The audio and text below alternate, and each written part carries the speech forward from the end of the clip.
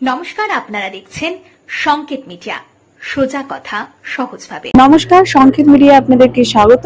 মকর সংক্রান্তির অনেক অনেক শুভেচ্ছা আমাদের সকল যারা এই মুহূর্তে আমাদের ক্যামেরার ওই পারে রয়েছেন, যারা আমাদের দেখছেন এবং যারা আমাদের দেখছেন না, সবাইকেই মকর সংক্রান্তির অনেক শুভেচ্ছা। গঙ্গাসাগর থেকে সরাসরি এই মুহূর্তে আমরা কিভাবে এবার সাগরে কত মানুষ এসছেন, কারা পুণ্যস্নানের জন্য আসছেন, তাদের কি বক্তব্য, সেই সব যেমন খুঁটিনাটি আপনাদেরকে আমরা দেখাতে থাকছি, আর সেভাবেই কিন্তু এই মুহূর্তে আমরা সাগরে, গঙ্গাসাগরে জেলা পরিষদের যে ভবন, সেখানে সরাসরি পেয়ে গেছি এই জেলার সভাপতি তৃণমূল কংগ্রেসের সুভাষিস চক্রবর্তী, এবং দীর্ঘদিনের, মানে শুধু জেলা সভাপতি হিসাবে নয়, সুভাষিস দার নামটা কিন্তু দীর্ঘদিনের। তিনি কি বলবেন আমরা তার থেকে জেনে নেব। দাদা, প্রথমেই আমাদের তরফ থেকে মকর সংক্রান্তি অনেক শুভেচ্ছা আপনাকে। আমি আমার তরফ থেকে তোমাদের সংকেত চ্যানেলকে ধন্যবাদ জানাই, শুভেচ্ছা জানাই, অভিনন্দন জানাই আমাদের এই গঙ্গাসাগর মেলায় আসার জন্য। আজকে মকর সংক্রান্তির এই পুণ্যতিথিতে যারা এসছেন এই গঙ্গাসাগর মেলায়, কি বলবেন, কি বার্তা? আমরা বলবো গঙ্গাসাগরে বিভিন্ন রাজ্য থেকে, বিভিন্ন প্রত্যন্ত অঞ্চল থেকে আগত সমস্ত দর্শনার্থীদের আমরা শুভেচ্ছা জানাই যে তারা যেন সুস্থভাবে, সুন্দরভাবে কপিল মুনির আশ্রম পরিদর্শন করে বাড়ি ফিরতে পারেন। একটা অন্য প্রশ্নে আসবো যে দাদা, দীর্ঘদিন ধরে এই জেলারই মানুষ এবং দীর্ঘদিন ধরে আপনি রাজনীতিও করেছেন। 2011-র আগের গঙ্গাসাগর, তখনও গঙ্গাসাগরে এই মকর সংক্রান্তিতে মেলা হতো, তারপরে গঙ্গাসাগর মেলা, এবং আজকে 2025 কি রকম পার্থক্য বা কি টানের? সেই সূত্রে এখন একটাই মনে হয়, আগে বলতো যে সব তীর্থ বারবার, গঙ্গাসাগর একবার, এখন মনে হচ্ছে গঙ্গাসাগর বারবার সব তীর্থ একবার।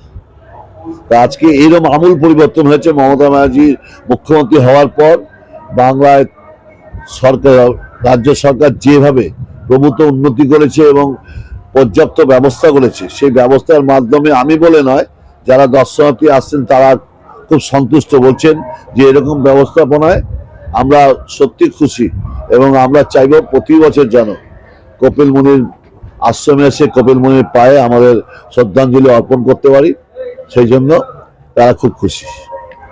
দাদা কি নিজে পুণ্যস্নান এবারে করেছেন? এখন আমি এর আগে করে গেছি, আজকে পুণ্যস্নান, কালকে আমি দর্শন করে এসেছি।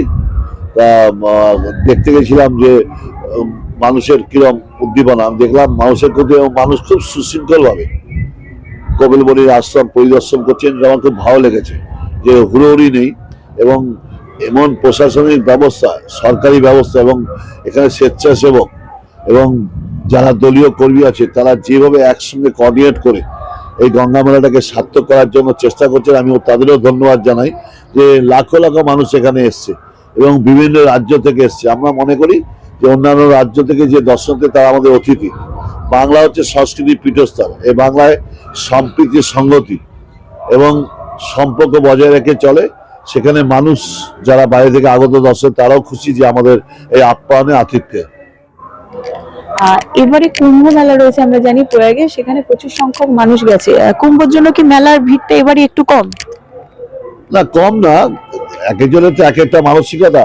কেউ হয়তো কুম্ভ মেলার দিকে যেতে পারে, সবাই যেমন গতবার এসছিল, এবার হয়তো একটু কম হতে পারে, কিন্তু আমার দেখে মনে হচ্ছে না কম। মনে হচ্ছে যে যেরকম লোক আসে সেরকমই এসছে।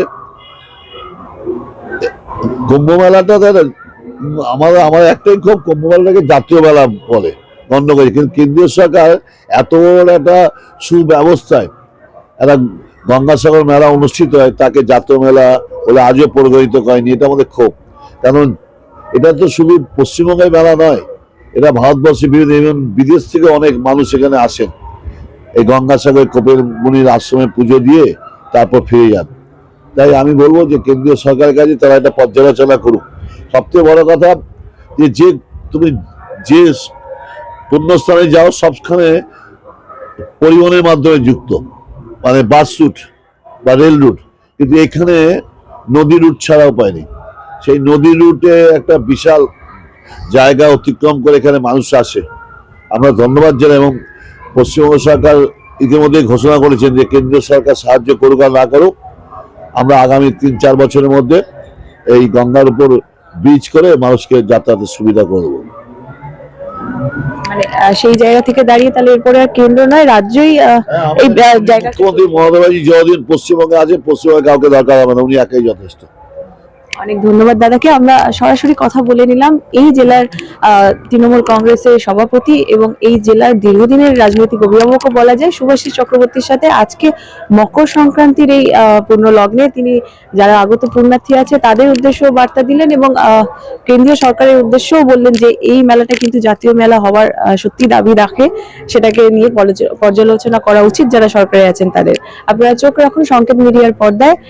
আমি মৌসুমী, আমার সাথে ক্যামেরায় রয়েছে সবিতা, গঙ্গাসাগর থেকে সরাসরি। Subscribe our channel. Press the bell icon.